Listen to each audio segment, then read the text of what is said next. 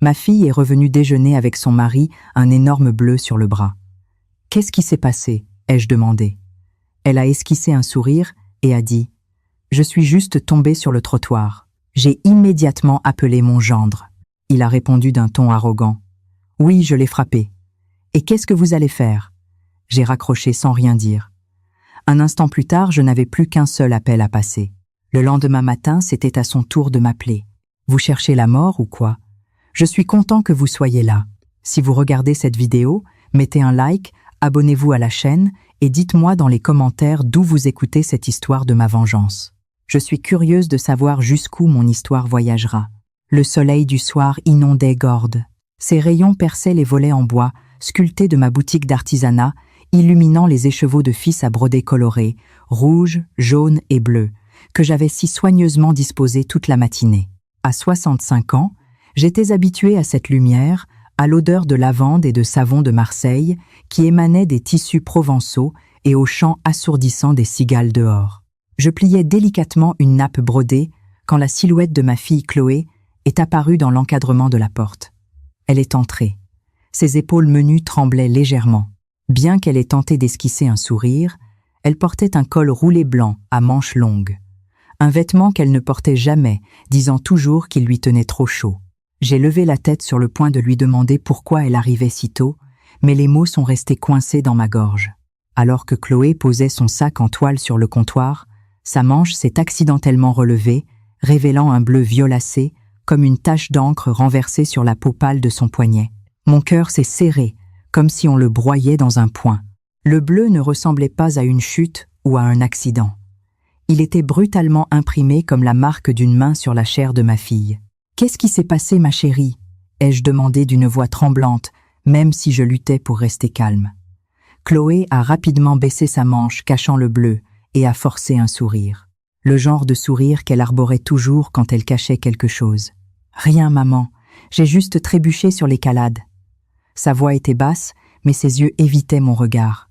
Je voulais insister, lui prendre la main, relever sa manche et voir s'il y avait d'autres bleus. Mais je suis restée figée. Quelque chose en moi me retenait. Comme si j'avais peur que si je demandais plus, la vérité éclaterait et je n'étais pas prête à l'entendre. Silencieusement, je lui ai approché une chaise. « Assieds-toi, ma fille. Je vais te faire une citronnade. » Je suis allée dans l'arrière-boutique, le cœur lourd en tenant la carafe. Elle était ma plus grande joie. Une fille avec un sourire aussi éclatant que le soleil du matin qui parlait toujours de ses rêves d'une famille heureuse. Maintenant, elle était assise là, mince et silencieuse comme l'ombre d'elle-même. J'ai posé le verre de citronnade devant Chloé en essayant de sourire. Mais mes yeux ne pouvaient pas quitter son bras même caché sous le vêtement. Soudain, Léo, mon petit-fils de 8 ans, a dévalé dans la boutique et m'a serré les jambes. « Mamie, aujourd'hui la maîtresse a dit que mon dessin était le plus beau de la classe. » a-t-il gazouillé, ses yeux clairs brillants. Je me suis accroupie, lui ai caressé la tête, et j'ai senti mon cœur se réchauffer un peu à la vue de ce sourire innocent. Léo était mon monde, la raison pour laquelle je me levais encore chaque matin. Pourquoi je continuais à broder, pourquoi je continuais à vivre après la mort de mon mari. Mais même le sourire de Léo ne pouvait pas dissiper l'anxiété dans ma poitrine. J'ai jeté un coup d'œil à Chloé, et je l'ai vue tête baissée tripotant le bord de son verre comme pour y cacher un secret. Quand Chloé s'est levée pour aller chercher une part de tarte aux abricots dans l'arrière-boutique, j'ai appelé Léo et je l'ai gardé près de moi. J'ai baissé la voix et demandé doucement « Papa était en colère aujourd'hui, mon chéri. » À peine la question avait-elle franchi mes lèvres que je l'ai regretté. Les yeux clairs de Léo se sont figés un instant. Puis il a baissé la tête, fixant ses baskets usées. Il n'a rien dit. Il a juste couru silencieusement vers le coin de la boutique où je gardais quelques vieux jouets. Mon cœur s'est à nouveau contracté.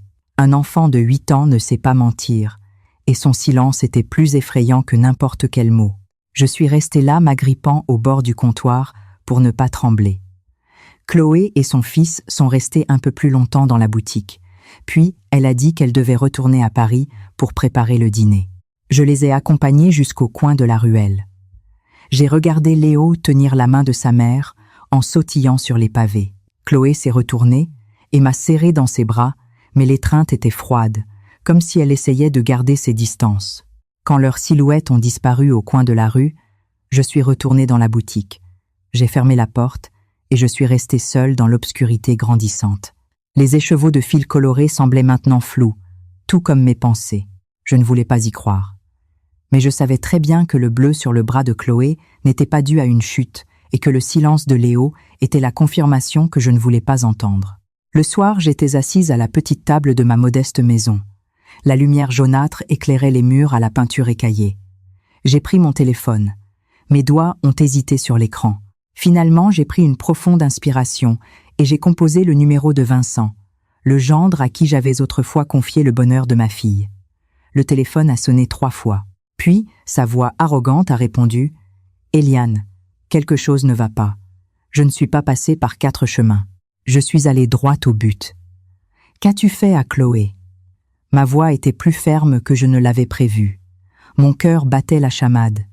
Il y eut un court silence à l'autre bout du fil. Puis, un rire moqueur froid comme une lame. « Et alors oui, je l'ai frappé. Et qu'est-ce que vous allez me faire ?» Il a prononcé chaque mot comme une gifle. Je voulais lui hurler dessus, mais je n'ai fait que raccrocher la main tremblante de colère. Je ne voulais pas qu'il entende ma voix se briser. Je ne voulais pas qu'il sache à quel point je me sentais faible. Je me suis levée, je suis sortie de la maison, et je suis allée chez Monique, ma voisine et amie depuis des années. J'ai fait semblant d'avoir besoin de farine, mais en réalité j'avais juste besoin de quelqu'un avec qui partager cette souffrance étouffante. En me voyant, Monique m'a immédiatement fait entrer dans sa cuisine avec un regard inquiet. Cet après-midi, j'ai vu Chloé pleurer seule derrière la porte Eliane, a-t-elle murmuré. Sa voix tremblait tout comme la mienne. Je l'ai appelée pour qu'elle entre, mais elle a juste secoué la tête et est partie. Ces mots étaient comme de l'essence jetée sur le feu qui faisait rage en moi. Je l'ai remerciée. J'ai pris le paquet de farine et je suis rentrée chez moi. Chaque pas était lourd comme si je portais une pierre sur le dos. Dans ma petite chambre, j'ai allumé une bougie devant la photo de mon mari qui m'avait quittée il y a 10 ans. Sa photo en noir et blanc était toujours là sur la cheminée. Ses yeux bienveillants semblaient me regarder. « Jean-Pierre, si tu étais là, qu'aurais-tu fait ?» ai-je chuchoté, tandis que les larmes coulaient silencieusement sur mes joues. Je ne priais pas pour moi, mais pour Chloé, pour Léo, et pour moi, pour avoir la force d'affronter tout ce qui allait arriver. La flamme de la bougie vacillait. Sa faible lumière éclairait son visage, comme si elle me répondait par son silence. Le lendemain matin, je me suis réveillée plus tôt que d'habitude. Le soleil n'avait pas encore éclairé les ruelles pavées de Gordes, mais j'étais déjà devant le miroir, arrangeant mes cheveux grisonnants, nouant fermement un grand foulard en soie sur mes épaules. Je voulais paraître forte, pas pour moi, mais pour Chloé. Elle se tenait dans un coin de la pièce, dans son col roulé les yeux rouges, mais elle essayait de sourire. « Maman, il ne faut pas faire d'histoire pour ça », dit-elle d'une voix basse, comme si elle me suppliait d'arrêter. Mais je n'ai fait que secouer la tête et lui prendre la main. « Viens avec moi, Chloé. On ne peut pas laisser ça continuer. » Un feu s'allumait lentement en moi, pas de colère mais d'amour pour ma fille. Un amour que rien ne pouvait éteindre. Nous sommes entrés dans la brigade de gendarmerie du centre-ville où l'odeur de café brûlé se mêlait au grincement d'un ventilateur au plafond. Chloé me suivait la tête baissée. Ses yeux étaient rivés sur le vieux carrelage, comme si elle voulait devenir invisible. Je l'ai amenée directement au bureau du capitaine Dubois, un homme que je connaissais du vivant de mon mari. Il venait autrefois dîner chez nous, riait et parlait joyeusement complimentant, même ma daube provençale. Mais maintenant, en le voyant assis une jambe sur le bureau, nous regardant comme si nous étions 2 étrangères, j'ai compris que ce ne serait pas facile. « Capitaine Dubois », dis-je en m'efforçant de garder une voix ferme, « je suis ici pour ma fille, son mari là-bas. Je veux que vous preniez une déposition. » J'ai tout raconté du bleu sur son poignet à l'appel téléphonique de la veille, où Vincent avait si effrontément admis sa culpabilité. J'ai regardé Dubois, droit dans les yeux, espérant une once de justice, une once de sympathie de la part de l'homme qui avait autrefois mangé à ma table. Mais il n'a fait que jeter un bref coup d'œil à Chloé, puis s'est penché pour griffonner quelque chose négligemment. Son crayon crissait sur le papier. Elle est probablement tombée dans les escaliers. Un accident domestique. Vous savez ce que c'est, dit-il d'une voix froide, comme s'il parlait de la météo. Mon sang n'a fait qu'un tour. J'ai frappé le bureau de toutes mes forces. Le son a fait taire toute la pièce. Non. Ma fille a été battue par son mari. Vous m'entendez bien. Ce n'est pas un accident. Ma voix tremblait. Pas de peur, mais de la colère qui explosait dans ma poitrine. Dubois a levé la tête et a souri avec mépris. Un sourire que j'aurais voulu effacer d'une gifle. « Écoutez, Eliane, je vous conseille de rentrer chez vous et de dire à votre fille de maintenir la paix dans son foyer. On ne se mêle pas des disputes de mari et femme. Il faut laver son linge sale en famille. » Ces mots étaient comme un coup de poing au cœur. J'ai voulu lui crier dessus, lui demander où était sa conscience quand il voyait une mère implorer de l'aide. Mais Chloé m'a tiré par le bras. « Maman, allons-nous-en. » Sa voix s'est brisée. Ses yeux étaient pleins de larmes. Comme si elle avait peur que si je faisais du bruit, les choses empireraient. Je lui ai serré la main, le cœur lourd comme une pierre, et je l'ai sorti silencieusement de la gendarmerie. Chaque pas semblait nous enfoncer plus profondément dans l'impuissance. Sur le chemin du retour, je ne pouvais pas supporter ce sentiment étouffant d'échec. J'ai décidé de passer au cabinet de Maître Lambert, un avocat réputé à Paris, une fois que nous y serions retournés. J'avais entendu dire qu'il était brillant, qu'il avait aidé de nombreuses personnes à gagner des affaires importantes. Si la police ne pouvait pas aider, j'espérais que la loi serait du côté de ma fille. Le cabinet de Lambert était dans un immeuble neuf, avec des murs d'un blanc immaculé et des portes en verre étincelantes. Lorsque nous sommes entrés, l'odeur de parfum cher et le bourdonnement de la climatisation m'ont mise mal à l'aise. Moi, une vieille grand-mère vendant de l'artisanat, j'étais au milieu d'un lieu où régnait l'argent et le pouvoir. J'ai raconté toute l'histoire du bleu sur le bras de Chloé au comportement arrogant de Vincent. Lambert était assis en face de moi, adossé à son fauteuil en cuir, faisant lentement tourner une bague en or à son doigt, comme si mon histoire n'était qu'un fait divers sans importance. Quand j'ai eu fini, il m'a regardé puis a regardé Chloé d'un œil froid, comme s'il pesait quelque chose. « Eliane, » dit-il lentement, « vous devez comprendre que Vincent a des relations, un bras long qu'il vaut mieux ne pas déranger. Si cela devient un scandale, ceux qui souffriront le plus seront Chloé et le petit Léo. » Ces mots étaient une autre gifle. Mais cette fois, ils ne m'ont pas seulement blessée, ils m'ont aussi fait me sentir petite impuissante, face au mur de pouvoir que Vincent avait construit. Chloé était assise à côté de moi, la tête baissée, les mains étroitement jointes. Je pouvais voir ses épaules trembler comme si elle retenait des sanglots. Je voulais la serrer dans mes bras, lui dire que je n'abandonnerais pas, mais j'avais une boule dans la gorge. J'ai fait lever Chloé sans dire un mot de plus, et nous avons quitté ce bureau dans un silence étouffant. Dehors, le soleil de midi de Paris tapait, mais ce n'était rien comparé au feu de la déception qui brûlait en moi. Le jour même, j'ai décidé d'accompagner Chloé chez elle, en banlieue parisienne. Je voulais voir de mes propres yeux où vivait ma fille, pour comprendre pourquoi elle m'avait si obstinément caché la vérité. La maison de Chloé était dans un lotissement prestigieux, une immense villa que Vincent avait construite avec l'argent de son entreprise de BTP. Mais lorsque nous sommes entrés dans le jardin, l'air semblait si lourd que j'ai eu du mal à respirer. Geneviève, la mère de Vincent, était assise dans un fauteuil en osier, à l'ombre d'un pommier, un verre de jus à la main, et une expression de reine hautaine sur le visage. En nous voyant, elle nous a jeté un regard acéré et a dit d'une voix perçante « Ta fille n'est bonne à rien sauf à vivre au crochet de ma famille, même pas capable de nourrir son mari et son enfant. » Ces mots étaient comme un couteau dans le cœur. Je voulais répliquer, lui dire que c'était son fils qui détruisait cette famille. Mais Chloé m'a serré la main fermement. Ses yeux suppliants disaient « Maman, s'il te plaît, non ». Elle a serré Léo dans ses bras qui se cachaient derrière elle, regardant sa grand-mère avec des yeux confus. J'ai vu la peur dans ce regard et cela a blessé mon âme.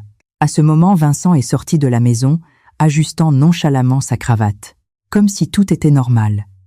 Il m'a regardé d'un air froid et provocateur, puis s'est tourné vers Chloé et a ordonné « Rentre à la maison et ne laisse pas ta mère faire une scène ici. » J'ai voulu lui crier au visage, lui demander pourquoi il traitait ma fille de cette façon.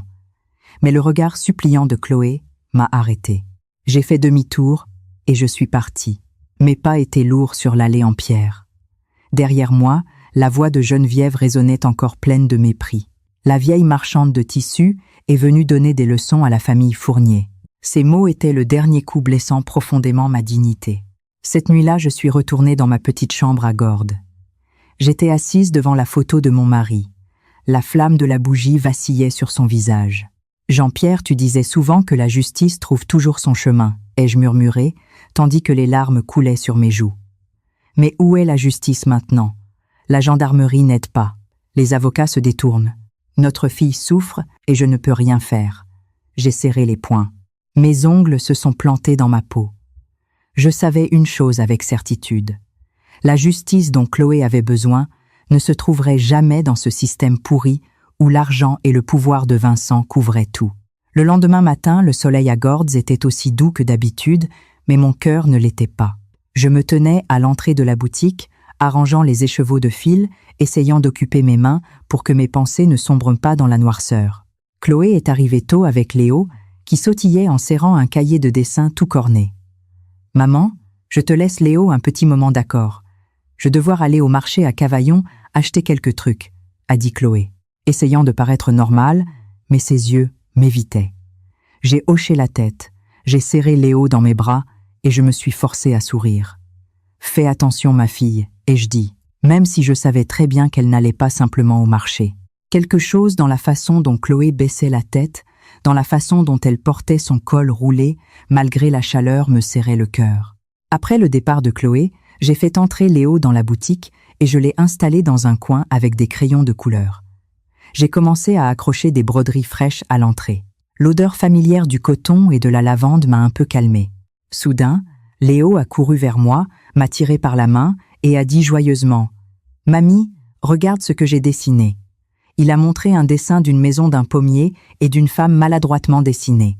Mais là, mon monde s'est arrêté. Directement sur les bras de la femme du dessin, j'ai vu plusieurs taches noires. J'ai demandé à Léo d'une voix tremblante « Qui as-tu dessiné ?» Léo a souri innocemment. « J'ai dessiné maman. Elle a des petites taches violettes comme ça partout sur son corps. » J'ai pris le dessin d'une main tremblante. Je me suis tournée vers Léo en m'efforçant de garder une voix douce. « Léo, ton dessin est très joli. Mais dis-moi, est-ce que maman a mal au bras ?» Le garçon m'a regardé avec confusion. Ses yeux clairs se sont soudainement obscurcis. Il n'a pas répondu. Il a juste hoché la tête très lentement en tripotant un crayon de couleur. Son silence était comme un coup de poignard plus aiguisé que n'importe quel mot. J'ai serré Léo dans mes bras, le tirant contre moi, essayant de cacher le frisson qui parcourait mon corps. « Allez, mamie va te faire une citronnade », ai-je dit juste pour le distraire de ce moment pour ne pas m'effondrer devant lui. Je suis allée dans l'arrière-boutique et j'ai pris une petite bouteille d'huile de massage à l'arnica que je fabriquais moi-même du temps de mon mari. Chaque fois que Léo tombait, je le frictionnais avec cette huile. Mais aujourd'hui, cette bouteille était pour Chloé. Quand elle est revenue, je l'ai emmenée dans un coin de la boutique où la lumière était moins vive. « Assieds-toi là, ma fille », dis-je d'une voix tremblante. Chloé m'a regardé avec anxiété mais a obéi. J'ai délicatement relevé sa manche. Bien qu'elle ait essayé de résister, les bleus étaient toujours là. Pas un mais plusieurs encore plus visibles à la lumière du jour comme une accusation irréfutable. « Ça ne vient pas d'une chute, Chloé », dis-je d'une voix étranglée. « Dis-moi la vérité, s'il te plaît. » Chloé a rapidement baissé sa manche. Ses yeux se sont remplis de larmes. « Maman, je t'en supplie, ne fais pas d'histoire », a-t-elle murmuré d'une voix brisée. « Si je parle, il me prendra Léo. Je ne peux pas le perdre, maman. » Ces mots ont été un coup en pleine poitrine. J'ai voulu crier aller chez Vincent tout de suite et régler son compte. Mais le regard suppliant de Chloé m'a arrêté. Elle a fondu en larmes. Ses épaules menues tremblaient de façon incontrôlable, comme si tout ce qu'elle avait retenu si longtemps avait éclaté. Je l'ai serrée dans mes bras, la laissant s'appuyer sur mon épaule. Ses larmes ont mouillé mon chemisier. « Je ne le laisserai plus te faire de mal », ai-je murmuré, sans savoir moi-même ce que j'allais faire. J'ai pris la petite bouteille d'huile et je l'ai appliquée doucement sur les bleus. L'odeur de lavande et de camomille s'est répandue, mais n'a pas apaisé la douleur dans mon cœur. Chaque fois que je touchais ces bleus, je sentais la douleur de ma fille. Pas seulement sur sa peau, mais profondément dans son âme. Chloé est restée là pleurant en silence, et tout ce que je pouvais faire était de la serrer plus fort, comme si je pouvais la protéger du monde entier. À ce moment, Monique, ma voisine, est entrée dans la boutique avec un panier du marché. Elle a regardé Chloé, puis moi, avec une expression de sympathie. « Encore à cause de ce Vincent, n'est-ce pas ?» a-t-elle demandé doucement, comme si elle avait peur que quelqu'un l'entende. La nuit dernière, je les ai entendus se disputer violemment. On pouvait même entendre de l'autre côté de la rue. Chloé a rapidement baissé le visage, a essuyé ses larmes et se levant précipitamment a dit « Il faut que j'y aille, maman ». Elle a pratiquement fui la boutique, comme si elle avait peur d'affronter la vérité que Monique venait de révéler. Je l'ai accompagnée jusqu'au coin de la rue, regardant sa silhouette frêle disparaître le cœur brisé. Je voulais l'arrêter, lui dire de ne pas retourner dans cette maison. Mais je savais qu'elle ne m'écouterait pas.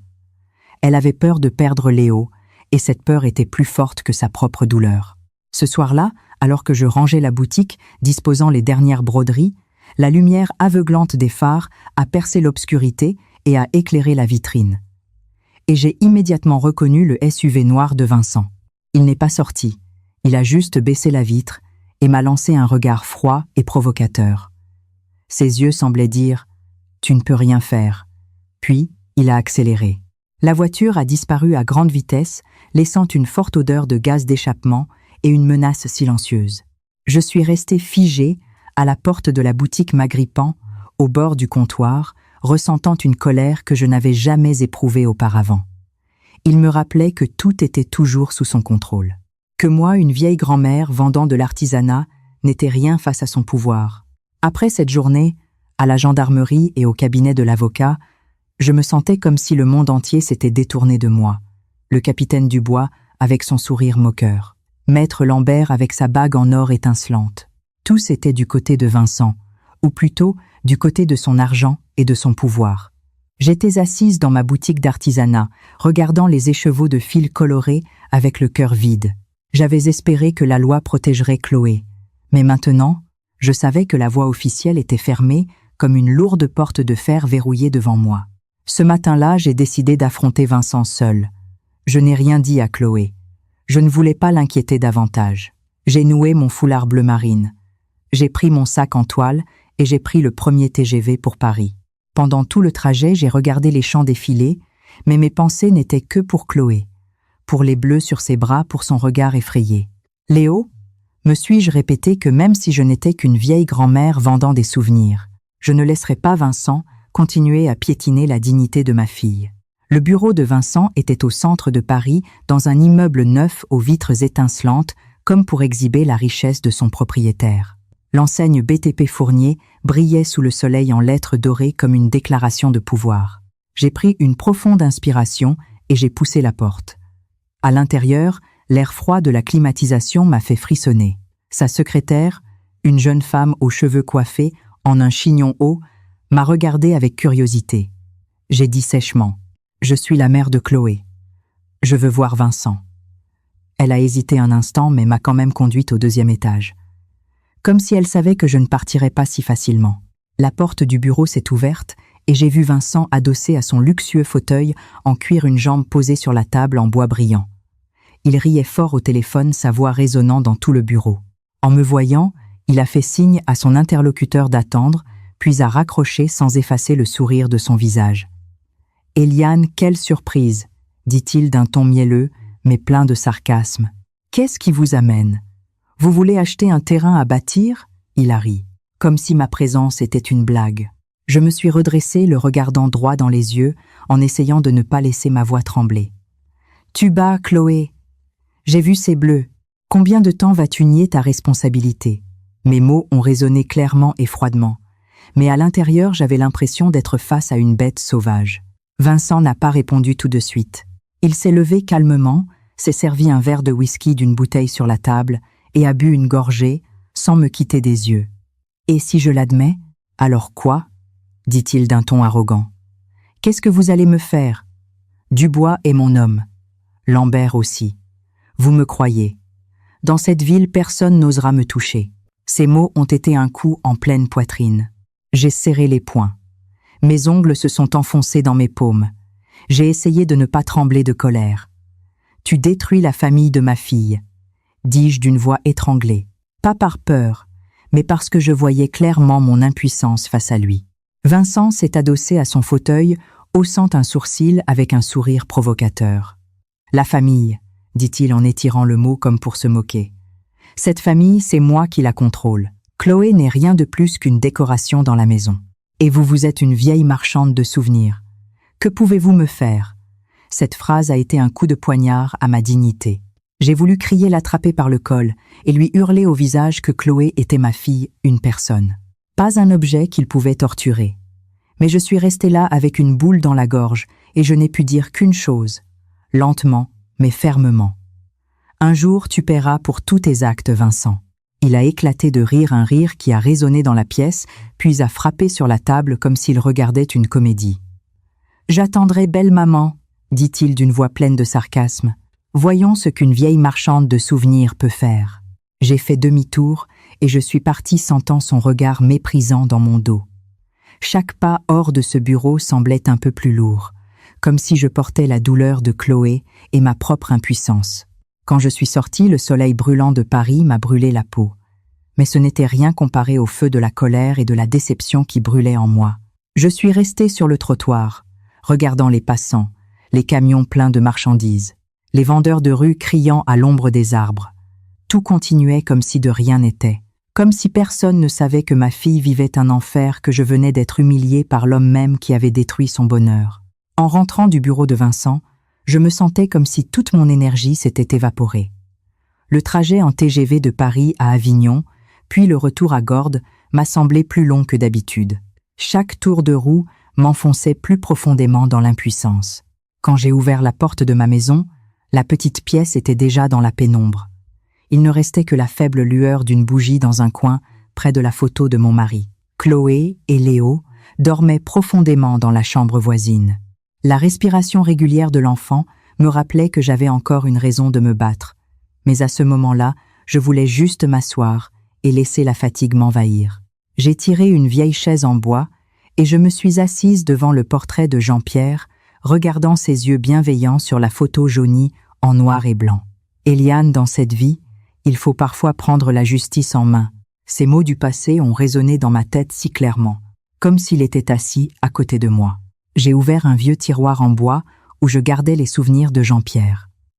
Parmi de vieilles lettres et des photos de famille délavées, j'ai trouvé une feuille de papier jauni à l'encre presque effacée. C'était le numéro de téléphone de Marc, un vieil ami de Jean-Pierre, que celui-ci avait aidé à se sortir d'un procès injuste il y a plus de 20 ans. Marc était autrefois un jeune avocat idéaliste, un homme strict, mais juste, et maintenant, il avait son propre cabinet à Avignon. J'ai pris cette feuille. Mes doigts tremblants ont parcouru les chiffres. Je ne lui avais pas parlé depuis des années. Mais au fond de moi, je savais que, si quelqu'un pouvait m'aider maintenant, c'était seulement Marc. Mon cœur battait la chamade quand j'ai composé le numéro. Le téléphone a sonné 3 fois. Chaque sonnerie semblait une éternité. Puis, une voix grave et rauque a répondu « Qui est-ce » J'ai pris une profonde inspiration en essayant de ne pas laisser ma voix se briser. « C'est moi, Eliane », dis-je brièvement, mais fermement. « Ma fille est maltraitée par son mari. J'ai besoin de votre aide. » Il y eut un long silence, comme si Marc pesait quelque chose. Finalement, il a parlé d'un ton sérieux. « Vous savez, ce ne sera pas facile. Mais puisque vous avez osé appeler, je vous écouterai. Je vous attends au café près de la place de l'Horloge. Demain à 10h. » J'ai raccroché la main toujours tremblante, mais avec une partie du poids retirée de mon âme. Pour la première fois depuis des jours, je sentais une lueur d'espoir. Cette nuit-là, je n'ai pas pu dormir.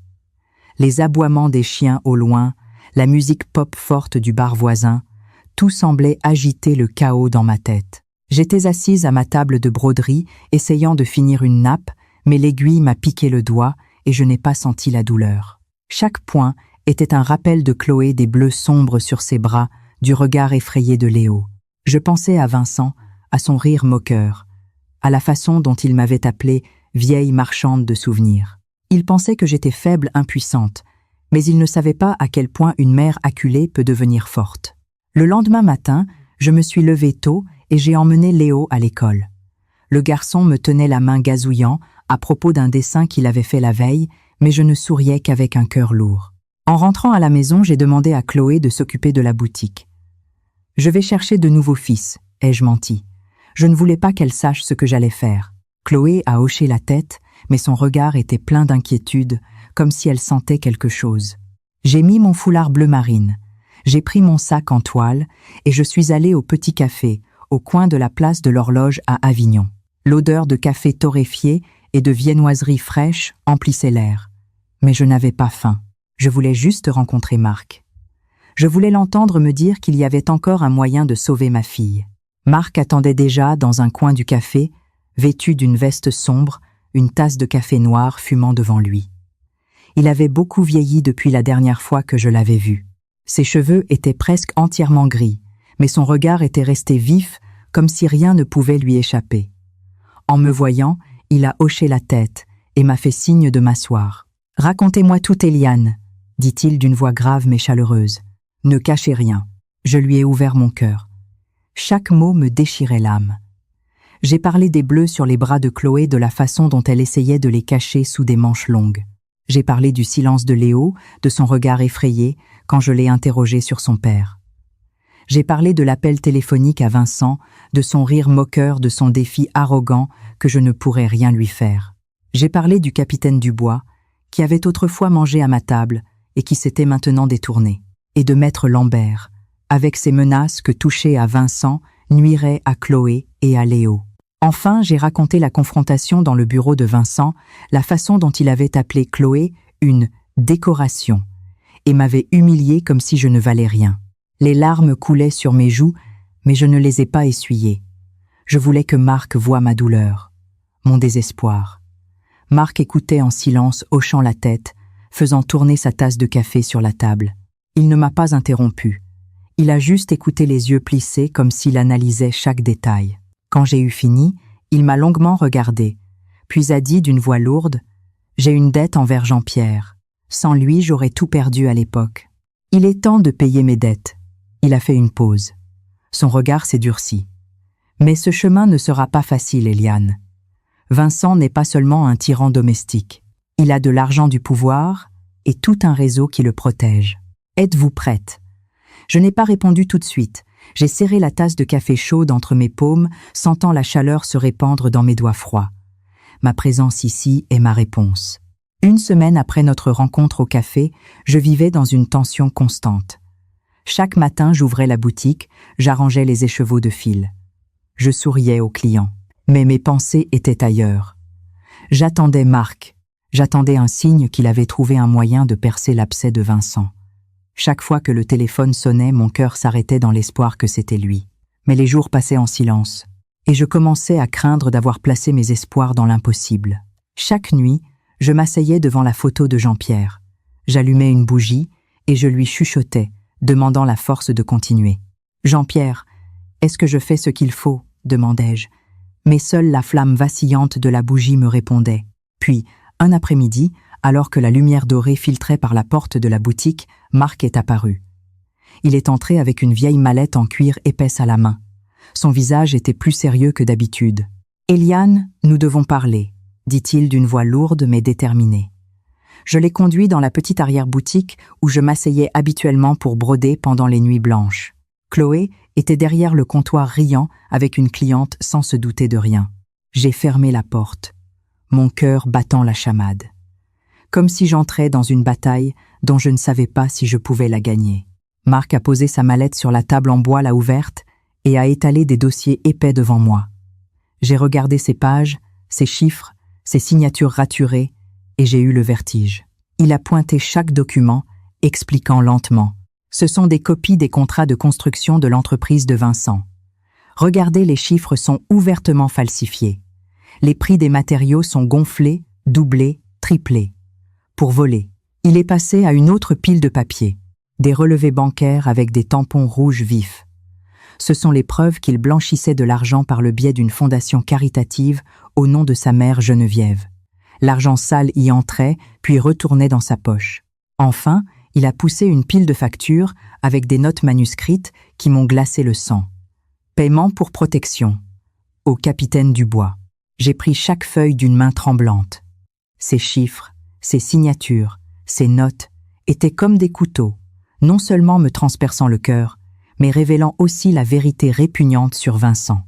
Il était non seulement un homme cruel qui battait sa femme, mais le centre d'un petit réseau de corruption sordide.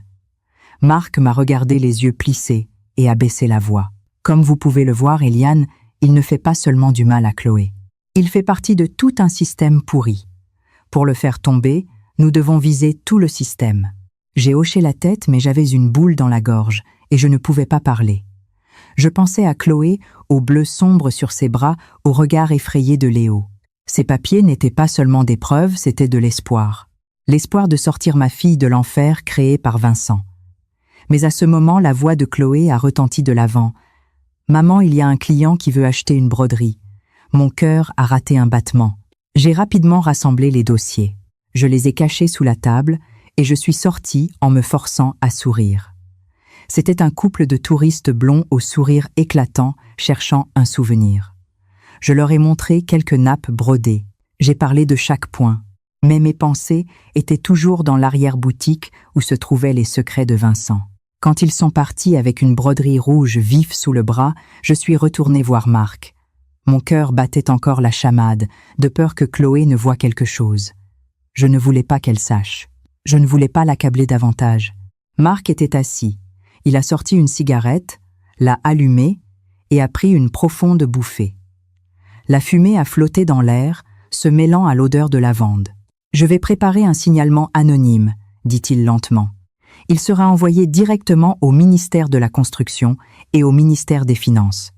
Mais pour plus de sécurité, nous avons besoin d'un témoin de l'intérieur, quelqu'un qui sait exactement ce qui se passe dans l'entreprise de Vincent. » J'ai tout de suite pensé à Sophie, la meilleure amie de Chloé, qui travaillait comme comptable chez BTP Fournier depuis la création de l'entreprise.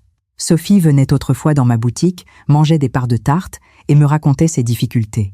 Si quelqu'un osait affronter Vincent, c'était bien Sophie. « Sophie, dis-je d'une voix confiante, c'est la meilleure amie de Chloé.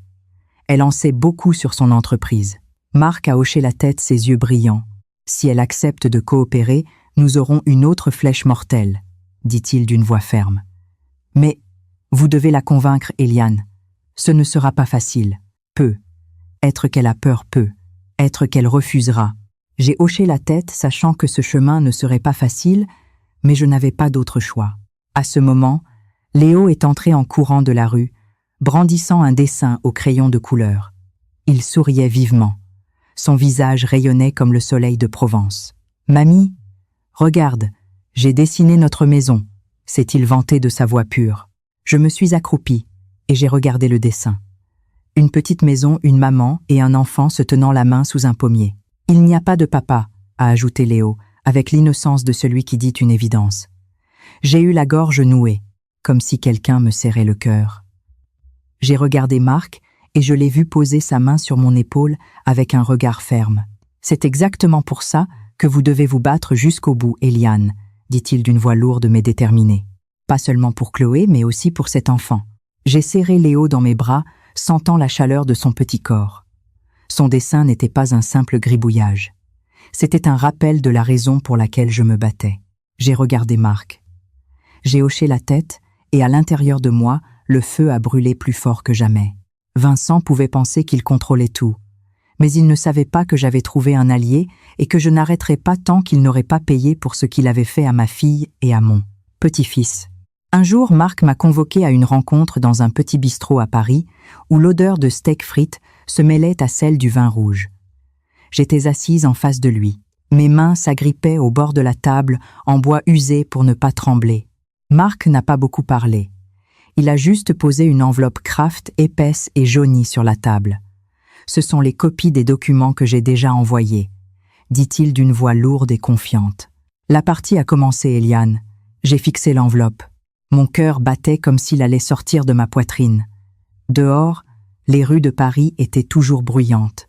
Un vendeur de crêpes criait « Crêpes, crêpes chaudes ». Sa voix résonnait, mais je n'entendais que les battements de mon cœur. Dehors, tout était comme d'habitude. Mais je savais qu'une tempête se préparait sous terre, et c'est moi qui l'avais provoquée. Je n'ai pas osé ouvrir l'enveloppe dans le bistrot. J'avais peur des regards curieux, peur que quelqu'un me voie et le dise à Vincent. J'ai caché l'enveloppe dans mon sac en toile et je l'ai serrée contre moi tout le long du trajet en TGV pour rentrer à Gordes. Cette nuit-là, dans ma petite chambre, alors que Chloé et Léo dormaient déjà, j'ai ouvert l'enveloppe à la lueur vacillante d'une bougie. Les papiers à l'intérieur étaient les preuves contrats falsifiés reçus de blanchiment d'argent. Registre de pots de vin, tout cela était comme des balles prêtes à abattre Vincent. J'ai lu chaque ligne d'une main tremblante, ressentant un mélange d'exaltation et de peur. Exaltation parce que j'avais enfin quelque chose pour le combattre, et peur parce que je savais que ce chemin serait plus dangereux que je ne l'imaginais. 3 jours plus tard, les premières rumeurs sont apparues. Je nettoyais la boutique quand j'ai entendu Monique, ma voisine, chuchoter avec une cliente. On dit que l'entreprise de construction Fournier est impliquée dans un gros détournement. Quelqu'un a mis des photos de leur compte sur Internet. Tout le village en parle. J'ai fait semblant d'être occupée à réarranger les écheveaux de fil, mais mon cœur battait la chamade. J'ai secrètement ouvert mon téléphone et j'ai trouvé un compte anonyme sur un réseau social. Les photos des factures suspectes, les chiffres frauduleux de BTP Fournier étaient clairement visibles. J'ai immédiatement reconnu les documents que Marc m'avait montrés. Il avait agi, et la tempête que j'attendais tant commençait à se lever. Le lendemain matin, Chloé a dévalé dans la boutique, le visage pâle et le téléphone à la main. « Maman, regarde ça », dit-elle d'une voix angoissée. On dit que Vincent a détourné de l'argent d'un projet même blanchi de l'argent. C'est vrai, maman. Les yeux de Chloé étaient rouges comme si elle venait de pleurer. Je lui ai pris la main, les serré fort, et j'ai fait en sorte que ma voix reste calme. « Tu ne dois t'inquiéter que pour Léo, dis-je bien que je connaisse la vérité. Tout ira bien. » Mais en la regardant dans les yeux, j'ai vu un mélange de peur et d'espoir. Elle n'a pas posé d'autres questions. Elle a juste hoché la tête. Mais je savais qu'elle se retenait, essayant de protéger Léo de ce qui se passait. Au marché de Gordes, l'atmosphère a commencé à changer. Les commerçants que je connaissais depuis des décennies ont commencé à chuchoter. On dit que le gendre d'Eliane ne bat pas seulement sa femme, mais qu'il est aussi un corrompu, a murmuré la vendeuse de légumes alors que je passais. J'ai fait comme si je n'entendais pas. Je me suis accroupie pour choisir quelques pommes de terre. Mais mon cœur battait comme un tambour de guerre. Je ne savais pas si je devais être fière ou avoir peur. Fière, parce que les secrets de Vincent commençaient à être révélés, et peur, parce que je savais qu'il ne resterait pas les bras croisés. Il se vengerait, et j'avais peur que Chloé et Léo en souffrent. 1 semaine plus tard, alors que j'époussetais une étagère, une jeune femme est entrée dans la boutique. Elle portait un chemisier blanc, les cheveux coiffés en un chignon haut, et tenait un micro à la main suivi par un homme avec une caméra. « Eliane », dit la jeune femme d'une voix douce mais incisive. « Je suis Claire Martin, journaliste pour une chaîne de télévision parisienne. Des rumeurs circulent selon lesquelles votre gendre est violent au sein de sa famille. Pouvez-vous le confirmer ?» J'ai regardé la jeune femme, puis directement dans l'objectif de la caméra. Un instant, j'ai voulu tout dire. Que Vincent ne battait pas seulement ma fille, mais qu'il était aussi un corrompu qui détruisait sa famille. Mais ensuite, je me suis souvenu de Chloé, son regard suppliant, Léo jouant dans un coin de la boutique. Je n'ai rien dit. J'ai juste regardé la caméra pendant quelques secondes. J'ai hoché la tête et je me suis retournée en silence. Mon silence, je le savais, était un aveu. Ce soir-là, j'étais assise avec Chloé et Léo dans ma petite chambre. Le vieux téléviseur diffusait les nouvelles locales. La voix du présentateur résonnait. L'entreprise BTP Fournier fait face à des accusations de malversation financière et de violence domestique. Une image de ma boutique est apparue à l'écran, accompagnée du titre de la nouvelle sur les accusations contre Vincent. Chloé est devenue blême. Elle a serré Léo fort contre elle. Ses yeux étaient pleins de larmes. « Maman, qu'est-ce qui se passe ?» a-t-elle demandé d'une voix tremblante. J'ai soupiré et j'ai posé ma main sur son épaule. « Je ne sais pas comment tout cela va se terminer. Dis-je bien qu'au fond de moi je le sache très bien. Mais je promets de te protéger toi et Léo. » Ces mots étaient une promesse non seulement pour Chloé, mais aussi pour moi-même. Cette nuit-là, le ciel au-dessus de Gordes était lourd. Pas une seule étoile. Je venais de plier la dernière broderie, me préparant à fermer la boutique, quand la lumière aveuglante des phares d'un SUV a percé l'obscurité me frappant en plein visage. Le moteur rugissait comme une menace, et j'ai immédiatement reconnu la voiture noire de Vincent. Mon cœur s'est mis à battre la chamade. Pas de peur, mais parce que je savais que ce moment arriverait tôt ou tard. Je me suis redressée. Mes mains se sont agrippées au bord de la table en bois pour ne pas trembler. Après les rumeurs et les articles sur BTP Fournier, je savais qu'il ne resterait pas les bras croisés. Vincent est sorti en trombe de la voiture, chemise froissée, cheveux en désordre et les yeux rouges comme ceux d'une bête traquée. Il a frappé la porte de toutes ses forces. Le son a résonné dans la ruelle étroite, faisant aboyer de panique quelques chiens à proximité. « C'est vous, n'est-ce pas, vieille sorcière ?» a-t-il crié d'une voix rauque et pleine de colère. « Toutes ces sales nouvelles, c'est votre œuvre. » Ces mots étaient comme un coup, mais je n'ai pas bronché.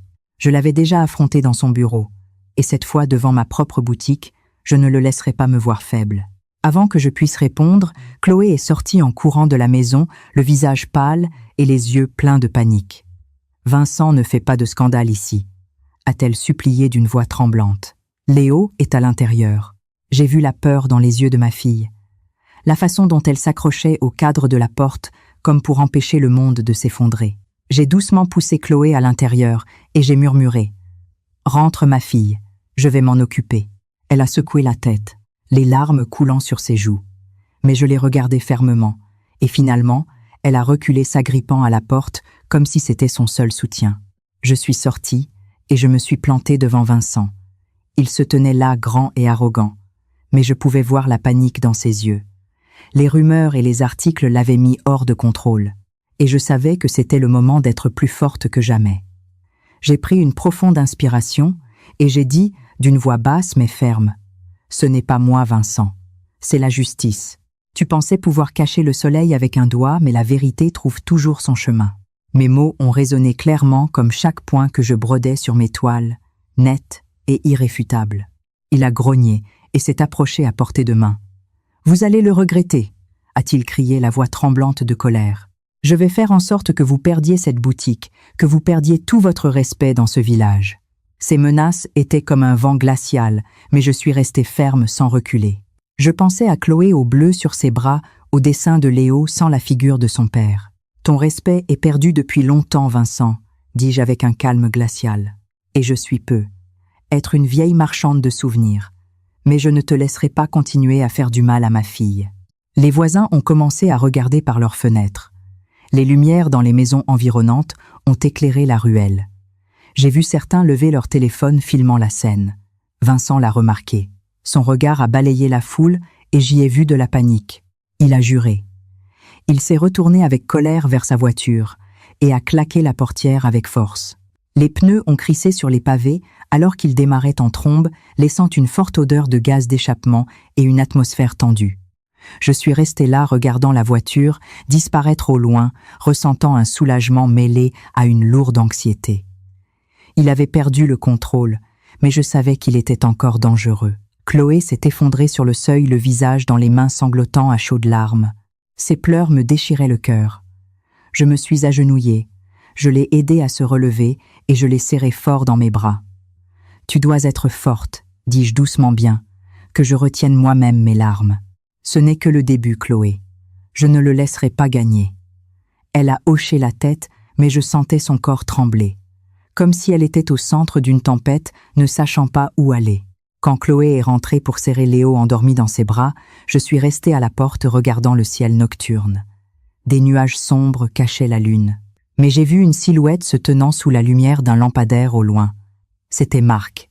Il s'est approché, ses yeux étaient vifs, mais avec une lueur de satisfaction. « Excellent, Eliane », a-t-il murmuré. « Il perd le contrôle. Plus il s'énerve, plus il fera d'erreurs. » J'ai hoché la tête sans rien dire. Mais au fond de moi, je savais une chose avec certitude. La vraie tempête allait bientôt éclater et j'y étais prête. Après cette nuit où Vincent a fait un scandale devant la boutique, je n'ai pas pu dormir. Le wind sifflait dans les fentes de la vieille porte en bois, les aboiements des chiens au loin, et mon propre cœur battait si fort qu'il semblait sur le point d'exploser. Le lendemain matin, dès les premières lueurs du jour, Marc a frappé à la porte. Il est entré avec une petite clé USB et une épaisse pile de documents à la main. Son visage était sérieux, mais avec une étincelle de détermination dans les yeux. Je l'ai invité à s'asseoir. Je lui ai servi une tasse de café noir, mais mes mains tremblaient si fort que j'ai renversé quelques gouttes sur la table. Marc n'y a pas prêté attention. Il a posé la clé USB et les documents sur la table et a dit lentement « Ce sont les dernières preuves, Eliane. Contrats falsifiés, comptes bancaires, au nom des proches de Vincent et transactions suspectes qu'il pensait que personne ne découvrirait. Avec ça, il n'a plus d'issue. » J'ai regardé la pile de documents, les chiffres, les signatures et les notes raturées semblaient être des poignards s'enfonçant dans mon cœur. Ce n'était pas seulement la preuve de la corruption, mais la vérité sur qui était Vincent. Un homme qui non seulement faisait du mal à ma fille, mais qui nuisait à beaucoup d'autres pour satisfaire sa cupidité. « Qu'allons-nous faire maintenant ?» ai-je demandé d'une voix rauque à cause de l'insomnie. Marc a eu un sourire ironique mais confiant. « Nous allons le forcer à creuser sa propre tombe, » dit-il d'un regard froid. « Il devra affronter la vérité, non pas devant vous, mais devant le monde entier. » Dans l'après-midi, alors que je rangeais la boutique, le téléphone a sonné. Le numéro de Vincent s'est affiché sur l'écran, et j'ai senti mon cœur s'arrêter. J'ai pris une profonde inspiration, et j'ai répondu. Sa voix était rauque, sans son arrogance habituelle. « Qu'est-ce que vous voulez ? Dites-le. De l'argent. Des excuses. Je ferai n'importe quoi. Pourvu que vous arrêtiez ça. » J'entendais le désespoir dans sa voix, mais cela ne m'a pas touché. Je pensais au bleu sur les bras de Chloé, au regard effrayé de Léo, aux nuits où je priais devant la photo de Jean-Pierre. « Je veux la vérité, » ai-je répondu d'une voix ferme. « Tu avoueras tout. Pas à moi, mais devant tout le monde. » J'ai raccroché avant qu'il ait pu dire quoi que ce soit. Le cœur battant la chamade, mais ressentant un immense soulagement, comme si j'avais enlevé une énorme pierre de ma poitrine. Ce soir-là, Marc et moi avons rencontré Claire Martin, la journaliste, qui était venue à ma boutique dans un petit bar en périphérie de Paris. L'endroit était presque vide. Une musique douce jouait ça, sentait la bière. Claire était assise dans un coin, les cheveux attachés. Un dictaphone à la main et un regard où se mêlaient curiosité et méfiance. Je lui ai remis tous les dossiers que Marc avait préparés. Chaque page était comme un morceau de la vérité sur Vincent. Elle les a parcourus, feuilletant chaque document, puis a soupiré et a dit d'une voix basse « Si je publie ça, toute la ville sera en émoi. Eliane, êtes-vous sûre de vouloir continuer ?» Je l'ai regardé droit dans les yeux sans hésiter. « Je suis allé trop loin pour m'arrêter, dis-je. Ma fille mérite la liberté et cette vérité doit être révélée. » Le lendemain matin, je me suis levé tôt. J'ai fait du café, mais je n'ai pas pu en boire une seule gorgée. J'ai allumé la télévision et une chaîne nationale diffusait un reportage spécial en direct. Vincent était assis au centre d'une conférence de presse, le visage pâle, la sueur perlant sur ses tempes. Son costume, habituellement cher, était froissé. Devant des dizaines de caméras, il a pris d'une main tremblante une feuille de papier et a lu chaque mot d'une déclaration préparée. Sa voix se brisait, mais chaque mot était clair. Il a avoué avoir maltraité Chloé. Il a avoué qu'il y avait eu des irrégularités financières et des fraudes aux appels d'offres au sein de BTP Fournier. Et enfin, il a présenté des excuses publiques à sa famille et a annoncé la dissolution de l'entreprise. J'étais assise dans la boutique, devant le petit téléviseur m'agrippant au bord de la table. L'image de Vincent à l'écran était celle d'un homme mis à nu devant le monde entier. Je n'ai pas ressenti de satisfaction, seulement une profonde tristesse. Il était l'homme en qui j'avais eu confiance, celui que je pensais apporterait le bonheur à Chloé. Maintenant, il n'était plus que l'ombre de lui-même noyé dans ses propres péchés. Dehors, on entendait les chuchotements des clients sur le marché. Vincent est ruiné. Qui aurait cru qu'il était si cruel? Maintenant, il a tout perdu. J'entendais, mais je ne répondais pas. Je regardais simplement Chloé, assise à côté de moi. Elle serrait Léo fort dans ses bras. Des larmes coulaient silencieusement sur ses joues. Léo a regardé sa mère avec confusion, puis s'est tourné vers moi et a demandé « Mamie, papa ne reviendra plus, c'est ça. J'ai tiré l'enfant contre moi. » Je n'ai pas répondu. Je lui ai juste caressé la tête.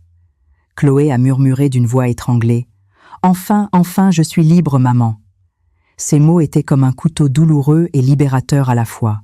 J'ai serré Chloé dans mes bras, sentant son corps frêle trembler dans mon étreinte. « Je promets d'être toujours là, » dis-je d'une voix rauque. « Quoi qu'il arrive, je te protégerai, toi et Léo. » Quelques semaines après ce jour, où Vincent a été forcé d'avouer à la télévision, une sorte de paix a commencé à revenir dans la vie de Chloé et la mienne, bien que fragile comme la flamme d'une bougie dans le vent. Le tribunal a réglé l'affaire plus rapidement que je ne l'avais prévu. Un matin, Chloé et moi étions dans la petite salle d'audience d'Avignon, où la lumière qui filtrait par les hautes fenêtres éclairait le vieux carrelage. La juge, une femme au visage sévère, a prononcé le divorce de Chloé, et lui a accordé la garde exclusive de Léo. En entendant ces mots, Chloé a serré ma main. Des larmes coulaient sur ses joues, mais cette fois c'étaient des larmes de liberté. J'ai serré ma fille dans mes bras, sentant son corps frêle trembler dans mon étreinte.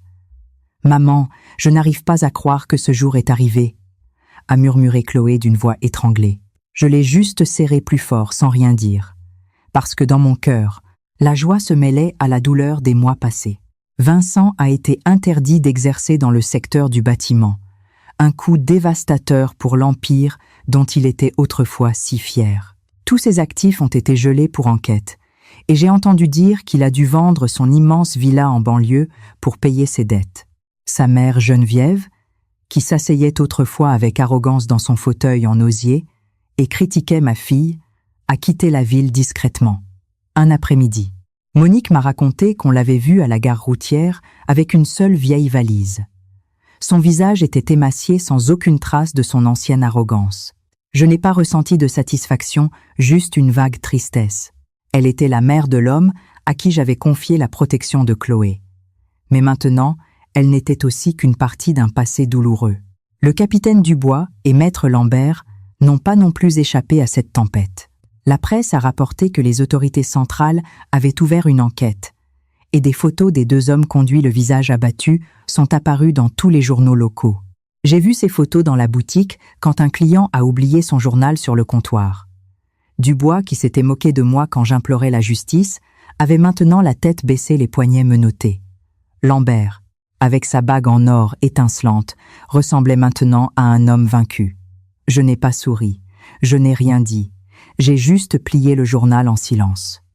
La justice, bien que tardive, avait enfin trouvé son chemin. Avec l'aide discrète de Marc-Chloé, a trouvé un nouveau travail dans un cabinet d'expertise comptable réputé à Avignon. Le jour où elle a reçu la lettre d'embauche, elle a couru dans la boutique et m'a serré dans ses bras, les yeux brillants. « Maman, ils m'ont prise », a-t-elle dit d'une voix pleine de joie. Comme si une partie de l'ancienne Chloé, la jeune fille pleine de rêves, était de retour. Je l'ai serrée dans mes bras. Des larmes ont coulé sur mes joues. Mais cette fois, c'étaient des larmes de bonheur. « Je suis si fière de toi », dis-je bien que j'ai une boule dans la gorge.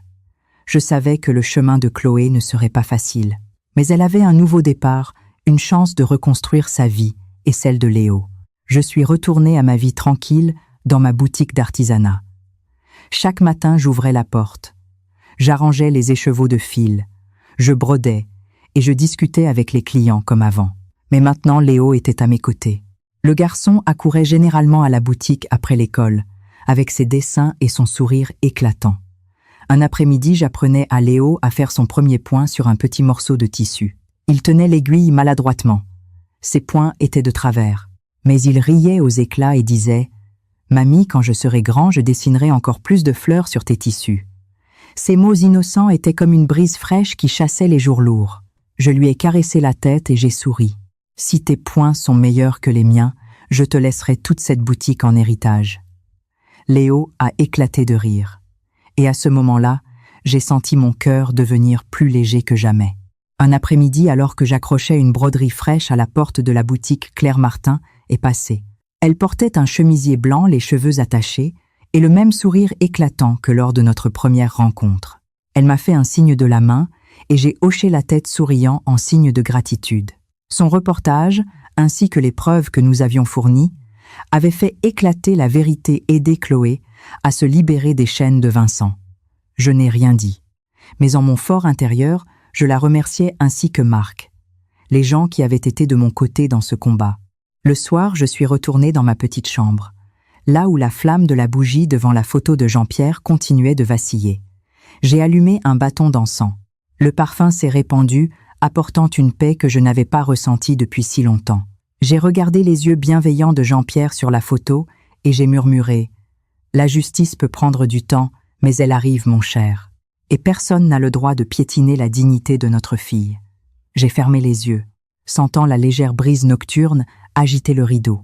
Cette guerre était terminée et nous avions gagné. Pas par la violence, mais par la persévérance et un amour qui n'abandonne jamais. J'étais assise là dans ma petite chambre, écoutant le chant des grillons dans la ruelle. Je pensais à Chloé, au sourire revenu sur son visage. Je pensais à Léo, aux images vives qu'il dessinerait dans son avenir. Et je pensais à moi, la vieille grand-mère, vendant des souvenirs qui avait osé affronter tout un système pour protéger sa famille. Je n'avais plus peur, je ne doutais plus. Cette vie, bien que rude, m'avait appris que l'amour d'une mère peut être plus fort que n'importe quelle force. Et avec cet amour, je savais que nous continuerions à avancer ensemble sous le soleil de Provence. L'histoire que vous venez d'entendre a vu ses noms et lieux modifiés pour protéger l'identité des personnes impliquées. Nous la racontons non pas pour juger, mais dans l'espoir que quelqu'un entendra et s'arrêtera pour réfléchir. Combien de mères souffrent en silence dans leur propre foyer? Je me pose vraiment la question. Si vous étiez à ma place, qu'auriez-vous fait? Auriez-vous choisi le silence pour préserver la paix? Ou auriez-vous osé tout affronter pour retrouver votre voie? Votre opinion m'intéresse. Parce que chaque histoire est comme une bougie qui peut éclairer le chemin des autres. Que Dieu vous bénisse et je suis sûr que le courage nous mène à des jours meilleurs. En attendant sur l'écran de fin, je vous laisse les 2 histoires les plus populaires de cette chaîne. Je suis sûr que vous serez surpris. Merci de m'avoir accompagné jusqu'ici.